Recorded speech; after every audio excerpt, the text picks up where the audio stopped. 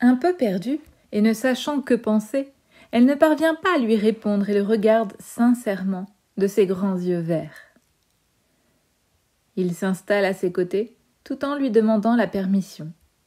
Range son carnet de croquis, sa plume et son encrier dans sa besace en cuir. Le silence occupe sa place, laissant les esprits vagabonder librement. Il émane de ce personnage, sorti de nulle part, une attention particulière et un authentique charme singulier. Le calme paradisiaque permet à Naélé de se ressaisir et d'exprimer posément, d'une voix calme. « Je suis venue ici suite à un message déposé sur mon oreiller, » dit-elle alors que ses joues timides rougissent de tendresse. Prenant une grande inspiration, le garçon propose à Naélé de l'accompagner déguster une tisane chez lui, un peu plus bas. Ainsi, il serait à l'abri des oreilles curieuses.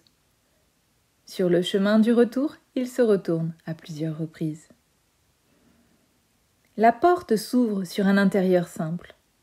Une odeur de bois, mélangée à la paille et l'eucalyptus, chatouille le nez, en procurant un délice notable.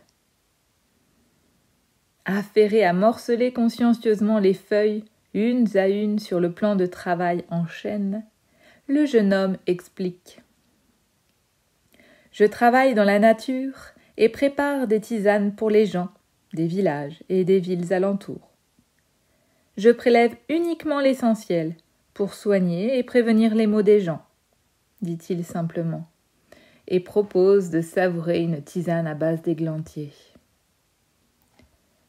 Assise sur un ottoman, face à une baie vitrée orientée vers la forêt, Naélé scrute les faits et gestes de son hôte et réalise que les présentations n'ont pas été faites.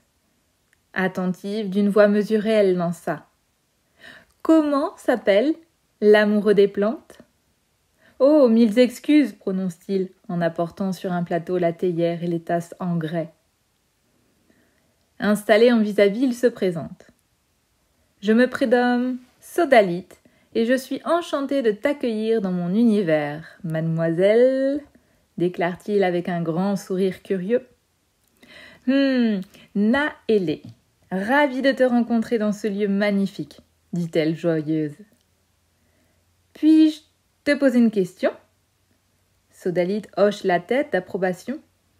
Sais-tu qui a déposé cette enveloppe sur mon oreiller ? Poursuit-elle. Eh bien, au risque de te décevoir, non. Je n'en ai aucune idée.